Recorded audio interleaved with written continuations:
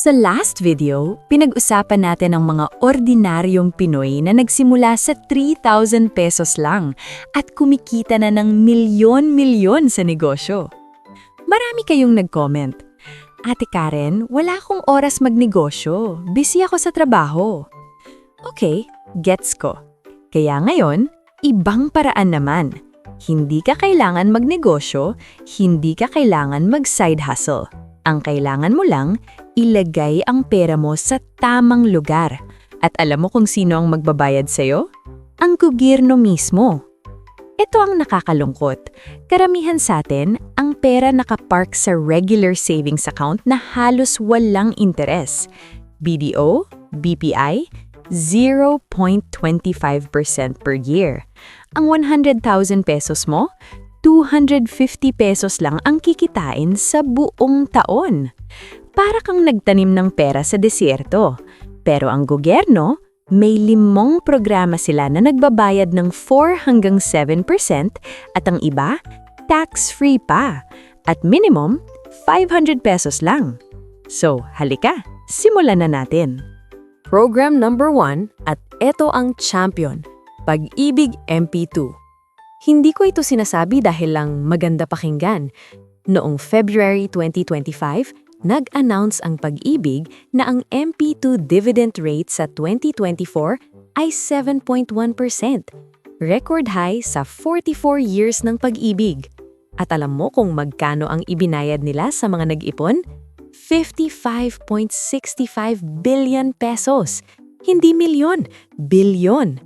Pinakamalaking dividend payout sa buong kasaysayan ng Pag-ibig.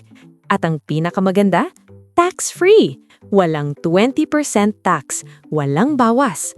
Lahat ng kita mo, sayo. Compare mo, traditional bank na 0.25%, itatax pa. MP2 na 7.1%, tax-free.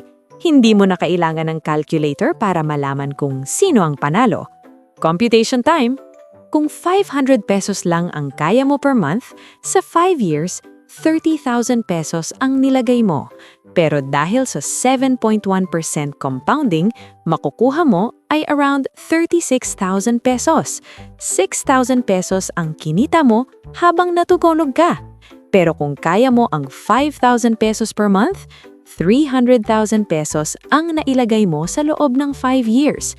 Pero ang makukuha mo, 359,000 pesos. Halos 59,000 pesos ang libre. Tax-free pa. San ka pa?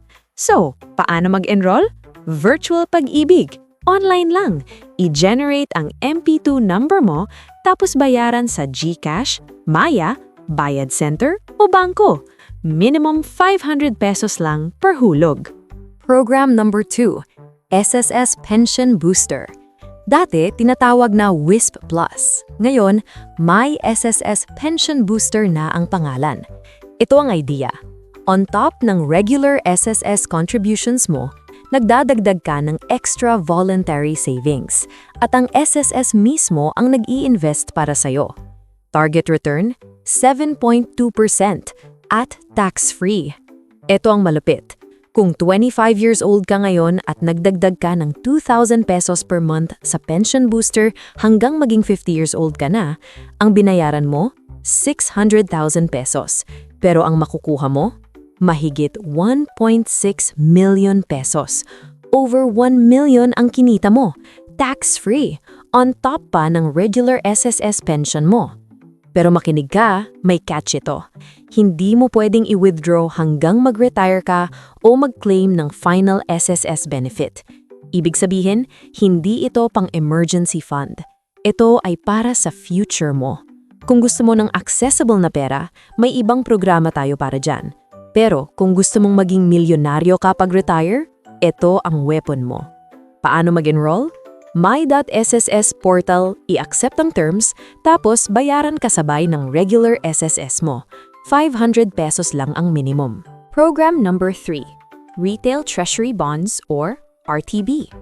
Ito ang programa ng Bureau of the Treasury, ang opisyal na tagapag-alaga ng pera ng Pilipinas. Ang concept, simple lang. Pinapahiram mo ang pera mo sa gobyerno at sila ang nagbabayad sa iyo ng interest every quarter. Si Finance Secretary Ralph Recto mismo ang nag-e-encourage sa mga Pilipino. RTBs help ordinary Filipinos chart their path to financial freedom. At totoo naman, ang minimum, 5,000 pesos lang. I-compute natin. Kung nag-invest ka ng 50,000 pesos sa RTB na 6%, every 3 months, may 600 pesos na automatic na papasok sa bank account mo. Hindi mo kailangan pumila. Hindi mo kailangan mag-follow up. Parang may padala sa iyo ang Republika ng Pilipinas. So, Ate Karen, paano ba bumili niyan? Dati, kailangan pumila ka pa sa bangko. Ngayon, bonds.ph app o sa Treasury website. Pwede rin sa BPI, BDO, Land Bank, Union Bank. Intayin lang ang next RTB offering at mag-order ka online. Andali lang, di ba? Program number 4. BSP-regulated digital banks. Maya, Tonic, GoTime. Ito ang mga bangko na walang pila, walang maintaining balance, at nandito lang sa cellphone mo. At ito ang maganda. Hindi ito fly-by-night. Regulated ng Bangko Sentral ng Pilipinas at insured ng PDIC hanggang 1 million pesos per depositor. Ibig sabihin, protektado ang pera mo ng gobyerno. Ito ang numbers. 100,000 pesos sa traditional bank na 0.25%, 250 pesos ang gross interest per year, tapos babawasan pa lang 20% tax, 200 pesos lang ang natira. Pero 100,000 pesos sa digital bank na 4%, 4,000 pesos gross, bawas 20% tax, 3,200 ang net. 16 times na mas malaki. At ayon sa BSP, mahigit 20 million na Pinoy ang gumagamit ng digital banks ngayon. Hindi naman sila 20 million na tanga, di ba? May dahilan kung bakit lumipat sila. Pero honest lang, may 20% tax ang interest sa digital banks dahil sa CMEPA law simula July 2025. Kaya kung comparing ka, Pag-ibig MP2 at SSS Pension Booster ang tax-free. Digital banks ang liquid, pwedeng i-withdraw anytime. Iba-iba ang advantage. Piliin mo kung alin ang fit sa sitwasyon mo. Program number 5, CDA Registered Cooperative Savings.